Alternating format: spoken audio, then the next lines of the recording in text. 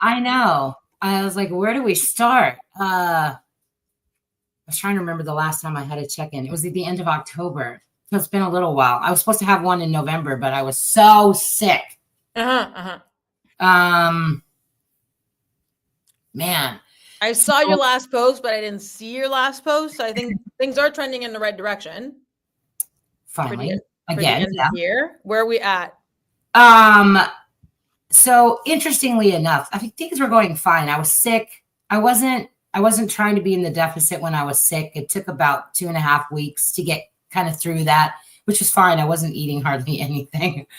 There wasn't really anything for me to concern myself with during that time.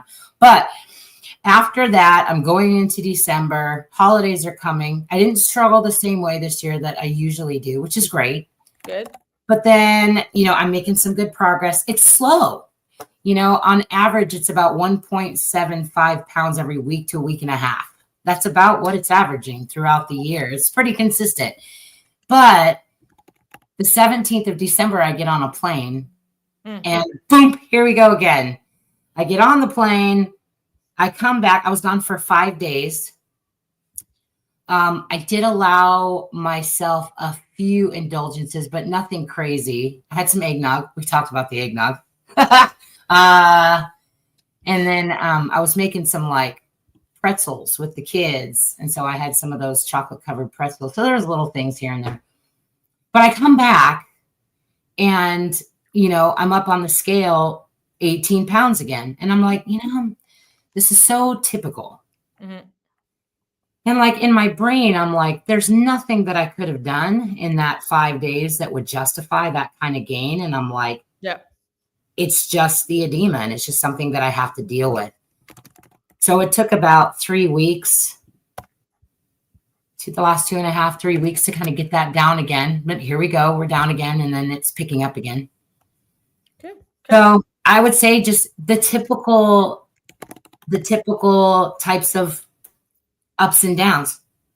Something that I did want to go over with you today that I found fascinating was all my blood work at the beginning of December. So, and then fascinating thing is I was reading this article in the Morning Chalk this morning where it was talking about, EC set up this guideline of like 5, here's some like baseline markers. Mm-hmm. And I'm like, I have 4 out of the 5. And for the first time, I was like, I'm proud of that. Yeah. My blood pressure is where it's supposed to be. My glucose is where it's supposed to be. When they did the numbers at the beginning of December, everything, it's where it's supposed to be, according to what's considered normal. Yeah. Except one. So which one? Is it? Okay, so the one that's not normal, it was my thyroid level.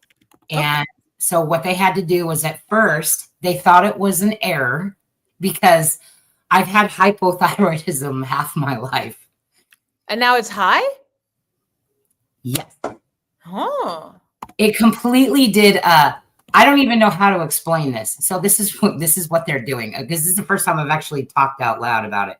So they ran the test. They came back and they said, we're going to have to refer you back to endocrinology because we need to talk about thyroid. I thought maybe they were going to have to change my medication levels or something, and they're like, well, no, something interesting has happened. And I'm like, well, what's going on? And they said, well, now we're showing that your blood work shows hyper. And I'm like, how is that even possible? Mm-hmm. Like, how does that happen? So at first they thought it was a mistake. The doctor was like, you know what? You were sick. We're going to do a retest and find out what's going on. Yeah. So they thought it was maybe that was a mistake. So I went back on the 13th, right before I went to Washington. They did a new panel, brand new, had me fast right before the whole thing. It came back with exactly identical results. And they're like, okay, so now we're going to dig in. So today I have to go to Regents Hospital. They have a clinic there called Nuclear Medicine. They're going to go inject me with iodine. And then I have to go back tomorrow at the exact same time they're going to do a scan to find out, okay, what's going on in here now? Yeah. And then in 2 weeks, I go in, I have to report for labs at like 8 o'clock in the morning. And then they're going to do the whole thing again, fasting, take a baseline at 8:10 in the morning. And then they're going to do something. I don't know all the technical terms, but they're going to do something to try and stimulate my adrenal glands Okay. to see if what's happening there. Yeah. And so they said, okay, we're just going to try and figure this out one step at a time. It's the most bizarre thing I've ever heard of. Yeah. So they're high. Are they like alarmingly high, or it's like for you, Well, it's more the switch of going from hypo to hyper in terms of the markers? Yeah. But okay. That's exactly what's happened. Okay. So the doctors will take care of that. Doctors are going to take care of that. I'm trying not to stress about it. Although, and it's not like, I don't want to make light of it, but it's like in every situation, I feel like you just have to find humor in it all. Yeah. And the crazy thing of it is that there were times in my life where I said, man, I wonder what it would be like to be on the opposite end of the spectrum where, and sometimes I feel, sometimes I feel like, man, you need to be careful what you ask for because this is happening. And I'm like, is the grass greener on the other side? Yeah. It's probably not going to be. But the funny part was I'm sitting in this doctor's office, the doctor's saying, okay, if this is true, because they did all the testing. They did testing for Graves, which is like your common whatever for like hyper, because they're trying to find the cause, what's going on. Yeah. And so they tested simply the medication because you were taking medication because you were hypo. Right. So now you're off. Yep. So I don't know. They don't know. And so I'm sitting there with the doctor and the doctor's like, okay, we're going to figure this out. And they said, you might be having like symptoms. Here's some symptoms. If you have these, I want you to start keeping a journal. Okay. And so I was like, okay. And they said one of the side effects is unexplained weight loss. And the minute that he said that, I was like, when is that going to start happening? You know what I mean? Like, here I am trying to be like, hey, maybe there could be some real cool benefits from this. But that's where my brain went. And, he's looking at me like, Athena, this is serious. I'm like, I'm serious. So anyway, it's been fun. All right. But the most important thing I think that came out of, I would say the number one thing that came out of December was every single marker that was being tracked in January had improved significantly. Just to see normal on so many things was like, wow, that's cool. That's awesome. Yeah. So we have that down. Yeah. The medical side will let the doctors figure all that out. My first thing is like, if all your markers are moving in the right direction and you were taking medication for something that was off, ideally, if you just keep doing what you're doing and your body adapts and you're off the medication, will that bring you back to a normal state? Or will it need to be medicated down or whatever? Like, we'll let the doctors decide because that's like way out of my field. But clearly what you have been doing has been helping all your markers. So like we can use that as an anchor of just like, well, let's keep doing that. See what your body does. Let medicine be medicine and like figure that out down the road.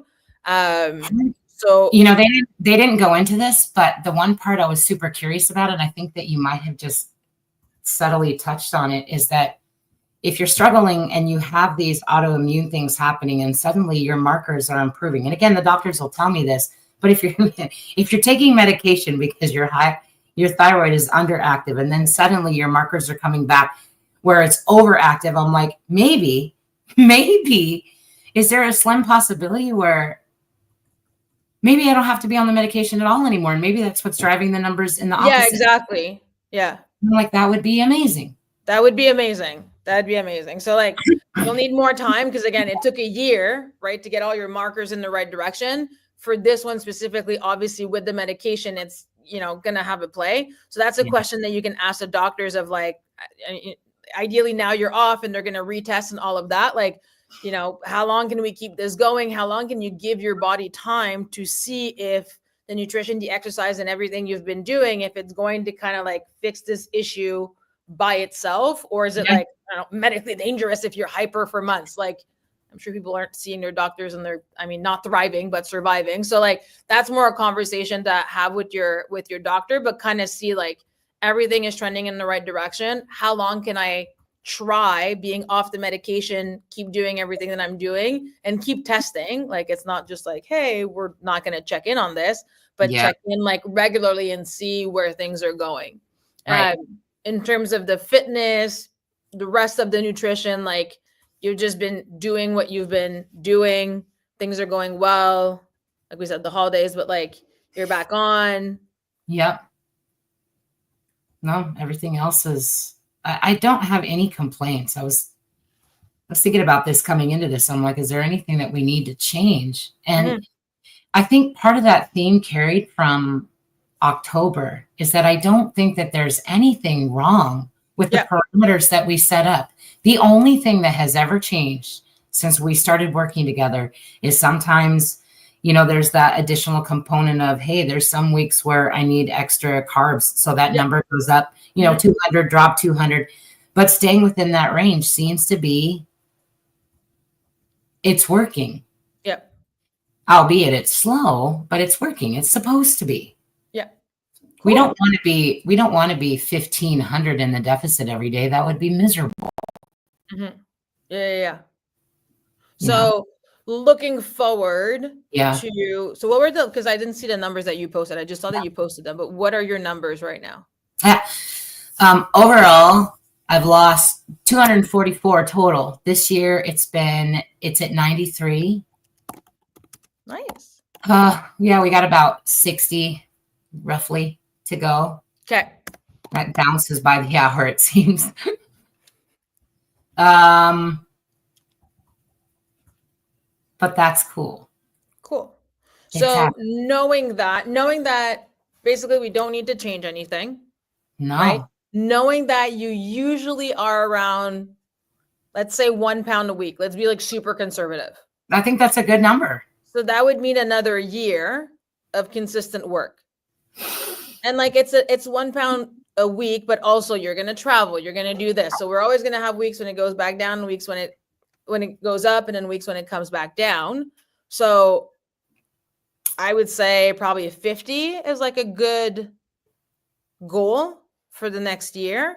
And then with all the information that you have, it's just making sure that you're staying within those parameters. Like, you know why you're gaining the weight. It's edema. It's not anything else. So like, we need to make sure that you get the edema. Like, what can you do specifically for that?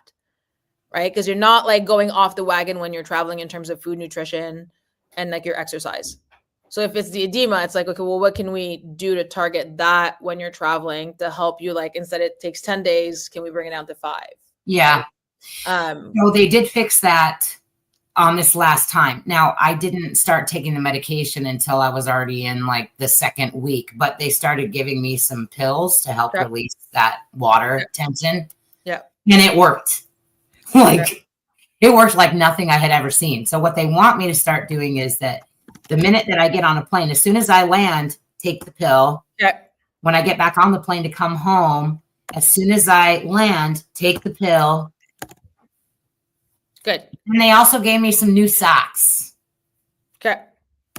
Which seem like they're pretty cool. I won't be able to test run them till later this year, but they look great. Okay. So we have that to treat that. Yeah. Everything else is, again, you might get sick, this, that, whatever. Things aren't going to run perfectly. So that's why I'm being conservative. So the goal is to keep doing exactly what you're doing, revisit anything that we've done, because you have all the solutions now. It's more a question of like just applying them, being actionable. That's it. That's it. So, I know you're a planner and you like to write things down and things like that. So take your agenda for the next year and have like check-ins with yourself of like every 30th of the month, right? You write in your agenda, you go back, you go over like, Have you been sleeping well? Have you changed anything? Do you need to adjust? Like, check in every 30 days to make sure that, like, basically what we do. Yeah. And over those 4 weeks, because now you'll get a trend, right? Like over those 4 weeks, are things trending up or things trending down? What's happening in the next month that's coming? Do we need to plan for travel? Make sure you have the medication, like things like that. Like, are you running out and then you're going to be on a plan and then you won't be able to do it, right? So always planning ahead that you can do the actions that need to be done when they need to be done. And then plan that throughout your year going forward. And then, like, yeah, I know you're still posting your board. So like you're always going to be consistent on that tracking, but more so like taking the time to analyze, like we'll call it like mini macro cycles, but like every 30 days of like checking in with yourself. Okay. Does that make sense? Yeah. I mean, I kind of try and do that right now. It's not like a principled practice, but I can certainly turn it into one.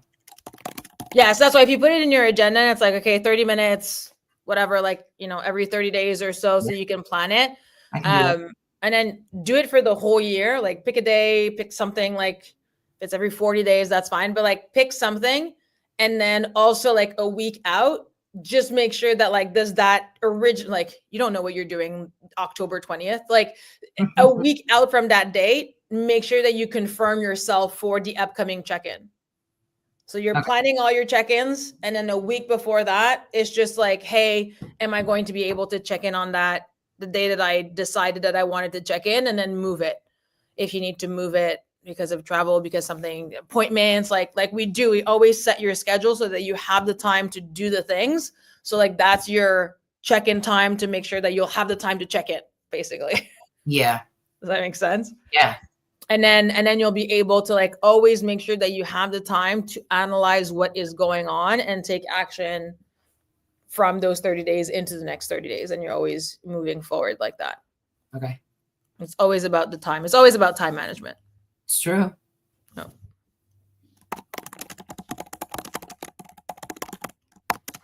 I know that's more with street parking. What's her name? Miranda. Yeah. I had Fernanda. I'm like, it's not Fernanda. It's not Fernanda. Miranda. Yeah, it's great. Any goals there that is going to keep you motivated and like on task? Something that I did send her at the end of December was adding in more strength. Okay. And that's something that I didn't do as much of that in this year. I mean, we kept strength basically where it was, but now we want to increase. Something that we changed, if you remember, when we kind of did our first check-in or two, was we wanted that number at the end of the year. I didn't want to lose muscle mass. Yeah. And it's hard to do on a journey like this. It's almost like if you're going to get through it and not lose muscle mass, like you have to slow it down. There's no way around it. Mm-hmm. And that's exactly what we did. And that's exactly what happened. According to the numbers, I didn't lose any. Oh, that's good. To me, that's like, yeah. That's one of the biggest wins of the year, because I was afraid that was what was happening, but it didn't. So we want to start. Question to you. Mm-hmm. I'm interested. So is the plan to keep doing the LSD, the workout, all of that? Or would you be willing to, because you're doing LSDs like 60 or 90 minutes. What was the number at? 60. 60. Yeah. So would you be willing to bring that number down, let's say to 30 minutes, and get the other 30 minutes and do strength training? Totally could. I don't know why we couldn't. So I know the LSD has worked wonders, especially at the beginning. Yeah. But we're not at the beginning anymore. No, we're not. So, and if you want to add the strength and add the muscle mass, we need to stimulate that. And the LSD is not going to stimulate it. Like, you need to lift heavy and get sweaty lifting heavy and like figure that. It's true. And we can't just keep adding exercise time. So we need to take all the time that you're spending on your exercise. So, and we can do 30-30. We could do 45-15.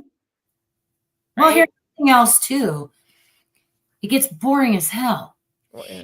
And then the other part of that is that there's like, we need to talk about like geography. You're in the north, so you get it. Yeah. Sometimes, especially in the winter now through at least the end of April, like we can't do as much LSD. I mean, you can, but it's negative 20 degrees outside. You might be able to spend 15 minutes outside, even bundling up the best you can. All of that has had to change. In fact, the schedule had to change. Yeah, we had spoken about that, like figuring out for that. But when it became like, when it started getting dark in like November, it gets dark at like 4:30, and it doesn't get like, I'm looking outside right now. It's 10 minutes to 8, and it's not even light outside yet. So I had to like, all my LSD had to happen in that 8-hour window. Workouts had to move to night so that I wasn't. Sometimes it's just like, it's a lot. There are some days when I wasn't able to do all the LSD. It's just a lot.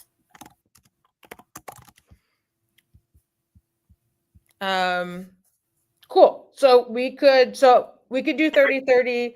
We could do a 45-15 or a 15-45, like figure out like when you're going outside or not going outside. So if you're going to do like 15 minutes on the row or echo bike, something, LSD, and then like strength train, what's really important is just like anything else, like being mindful, and you want your strength training to feel like a workout, like to feel like a WOD. Meaning it's very easy. Like people go to the gym and it's like, okay, I'm going to deadlift. And then like, they're not even sweating. Like you need to break a sweat as you're doing accessory work, as you're doing your main lifts. Like it should feel difficult and you should be getting hot. Does that make sense? Yeah, it does. In terms of like, do you recommend doing strength training every single day? You could. Instead of the LSD? Is it? So not necessarily every single day. And that is something like, I don't know what the strength training looks like. So you would have to ask her, like, I don't know how they structure it. Cause like, let's say here at the gym, if you're full on strength, then we do conjugate method.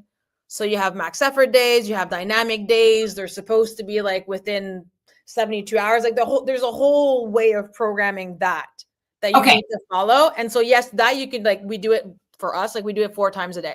I would say, I don't know how they. Yeah, I would say just to give you a little bit of visibility that the majority of the week they have one strength day on Wednesdays. Okay. The rest of the week is what I would consider like your typical intense style, 10 to 25 minute workouts, your typical, what I would consider like your typical CrossFit style WOD. But that strength day is on Wednesday, but there's only really one. Okay.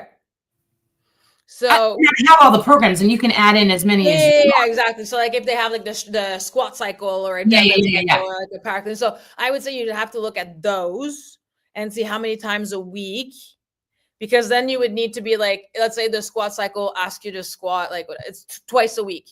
Yeah. But then we're doing that twice a week. So can you do like the squat and the bench?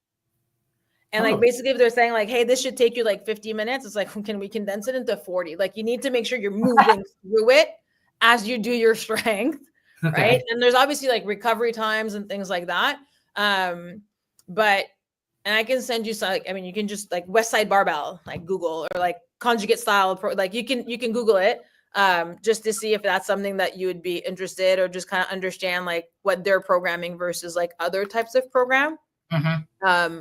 But I think that if this is going to be your main goal, right? Because like losing the weight is always going to be the goal, the ultimate goal. But like how are we going to get that? How are we going to get there? And I think a secondary goal that could be like more focused on this year would be to gain some strength and to gain some muscle mass. And again, you get all the tests so you can follow your journey along and make sure. And it's like, okay, well, where's your back squat now? And where do we want it to be? Or where should it be? Or where will it be in 6 months? So you can either give yourself a target because you've been training long enough. So it's like, what is realistic for you in terms of PR over a 6-month period?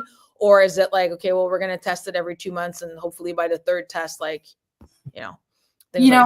one of the reasons that we took strength off, or we didn't really focus too much on strength, and Pete was the one that had originally brought this up, and it made so much sense at the time. It still does. And that was, as your body changes, it's hard when you're doing strength and you're tracking PRs, because as your body changes, there's a good possibility that, from where I was 50 pounds ago, I'm not hitting those same PRs anymore at all. And it's not because the strength changed, it's because you don't have as much inertia behind those lifts anymore. Yeah. And it's like, that was almost impossible to gauge. And so it's like, I didn't want to refocus on strength again until I got closer. And I feel like I'm confident now that I'm like, all right, I think that we can take a peek here again. Yeah. Right. And again, like adjusting what your conception of like a PR is. So like, like you were saying, like, is the weight going to go up, or is it like, okay, in 6 months, I'm still deadlifting the same thing? Which would also mean that you've increased your strength because you don't have the inertia and you don't have the mass that moves mass. So like readjusting kind of like what our expectations of a PR is, because everybody's like, I need 10 pounds on my back squat, whatever. Great. But that could be like just like a journey in and of itself of like, can you maintain these numbers? And it's the same thing in CrossFit. Like as we age, like we want to maintain the fitness. It's not just like, you're not going to go from like one muscle up to 100 over the next 50 years. Like that's not how it's going to work anymore at some point. So it's the same principle for you. It's like, well, we don't want the numbers to go down. We want them to minimally stay the same or increase, and then like, if they were to go down, is it because we need to readjust the technique because you don't have the same mass distribution that you used to have? And so you're not moving the same way, applying force the same way. Like that would be kind of different.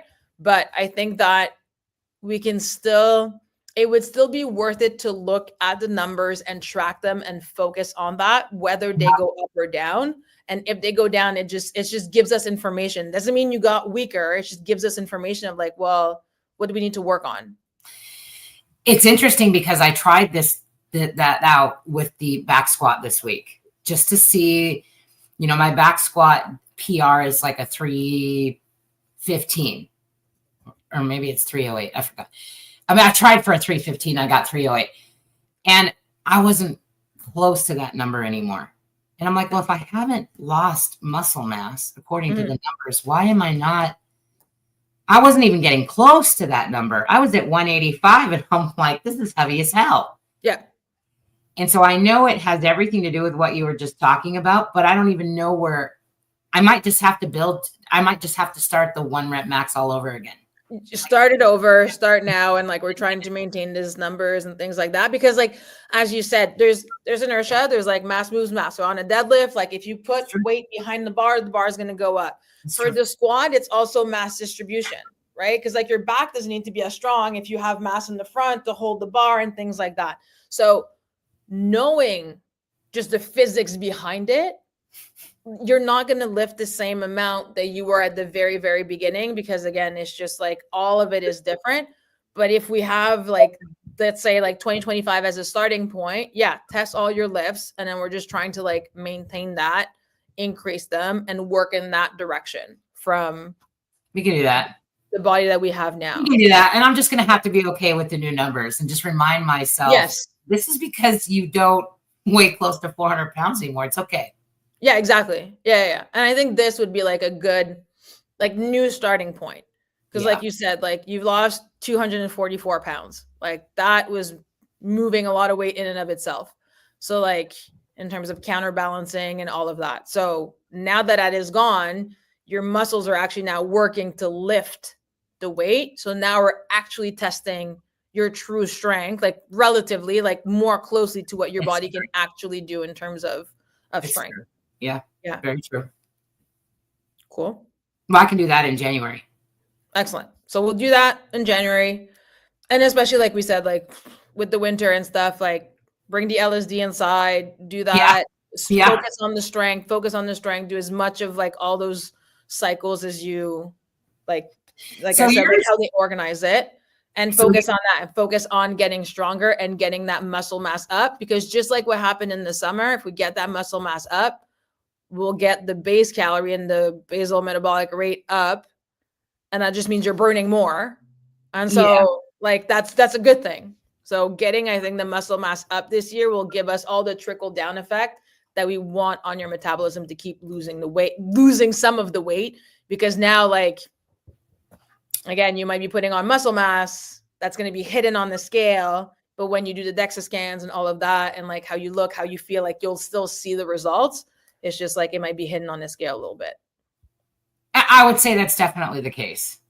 As long as I can still see it in my clothes and everything, I'm okay with that. And I understand the complications of adding weight, but I like the idea of maybe changing up. A part of it is just routine.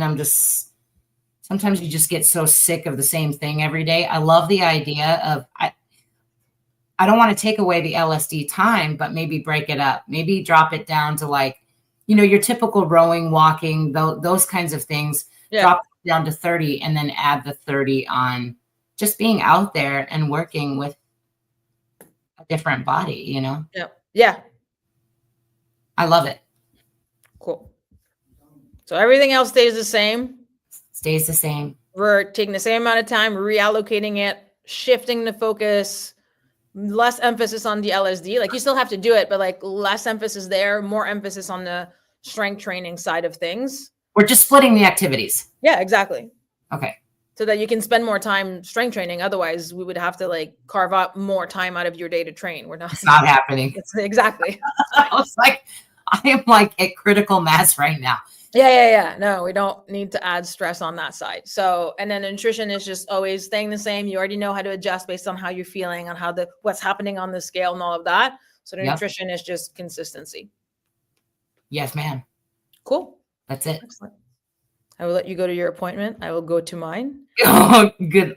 Yeah. Wish me luck. Yeah. Keep me posted. I'll let you know what happens out of it for sure. And yeah, we'll check back in. Okay. Excellent. Sounds good, Coach. Thank you. Have a good day. Bye. Bye.